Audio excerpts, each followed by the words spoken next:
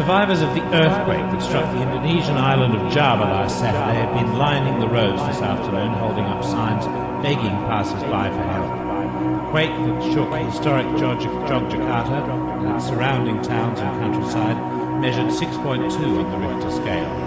More than 5,100 people were killed, and up to 200,000 others have been made homeless.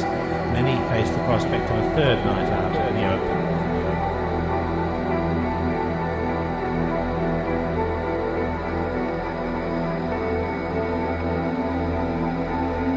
As many as 250,000 people are thought to be homeless after the devastating earthquake on the Indonesian island of Java at the weekend.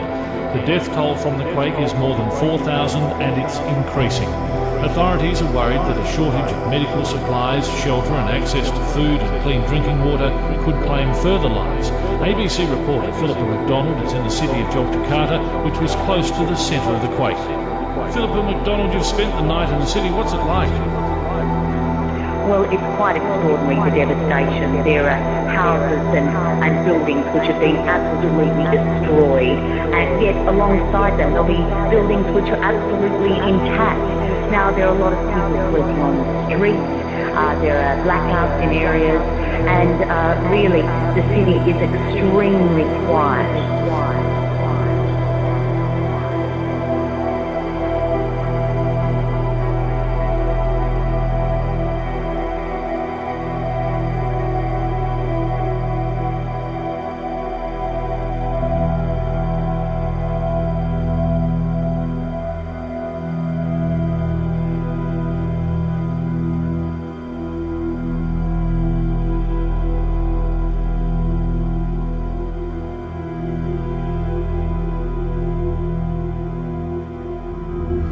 You just see all the patient, no bed, no blanket, and we need some medicine. And also we need all the patient to have the good care.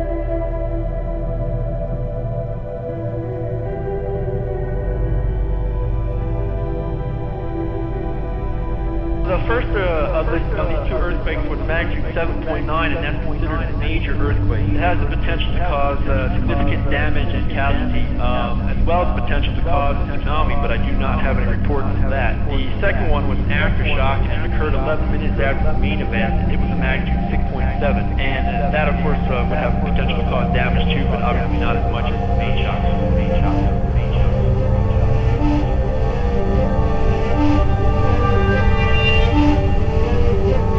Aid agencies in the city agree that medical assistance and clean water is desperately needed. Many agencies are already delivering assistance. The United Nations prepares to coordinate the longer-term aid process. David Martin. Aid organisations have mobilised to Rescue workers are going to the damaged building. Things like the money might have been debris. It was one incident that collapsed while they killed someone. Town residents fled their homes and let spend the night outdoors rather than risking more aftershocks. There's no longer any threat of one. It would have occurred only several moments afterward. It would have been seen on the southwestern shores of the Sumatra only moments after the main event. So any potential for farther problems from it are over.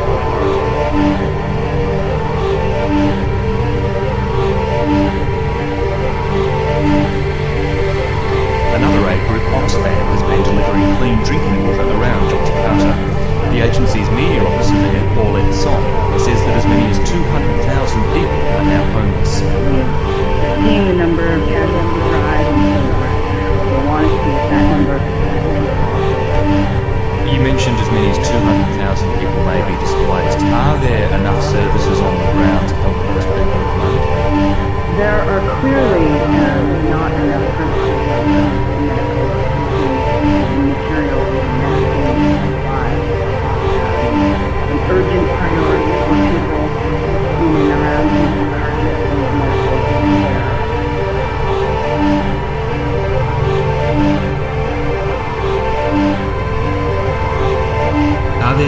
fears that the death toll could rise because of the number of people without shelter at the moment?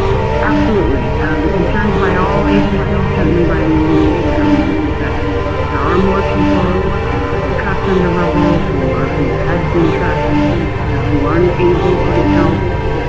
So our concern is that that number will rise, but we're hoping that it won't. Howard Arthur from the Indonesian Red Cross told Kampala confusion is hampering the aid effort. We're finding it is a very difficult situation on the ground. As is often the case in disasters of this magnitude, there's a lot of confusion, a lot of disarray, a lot of people, of course, who have been left homeless and wandering around in a state of shock and grief.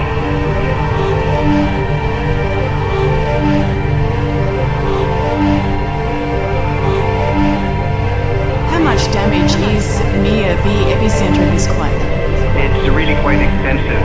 The reports we're getting back from our own people who are doing a rapid assessment before we do a more long-term and studied investigation of what's going on are showing that there's a widespread damage to buildings. In some areas, up to 80% of the buildings have been damaged or destroyed. Other details that wouldn't necessarily make the news, some of our people are going to outlying villages and finding that water wells have been damaged and destroyed, the water contaminated, which means that beyond the bottled water in the short term, to help prevent the outbreak of waterborne diseases such as cholera and diarrhea, which is the killer of young children, that we're going to be needing to provide safe water treatment for a longer period of time. Howard Arthur from the Indonesian Red Cross ending David Mark's report.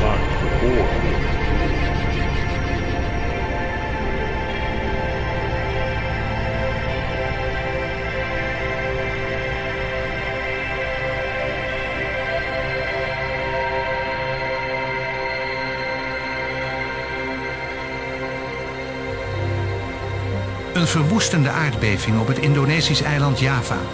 Duizenden doden, tienduizenden gewonden en honderdduizenden daklozen. Uw hulp is hard nodig. Geef op Giro 555 van de samenwerkende hulporganisaties.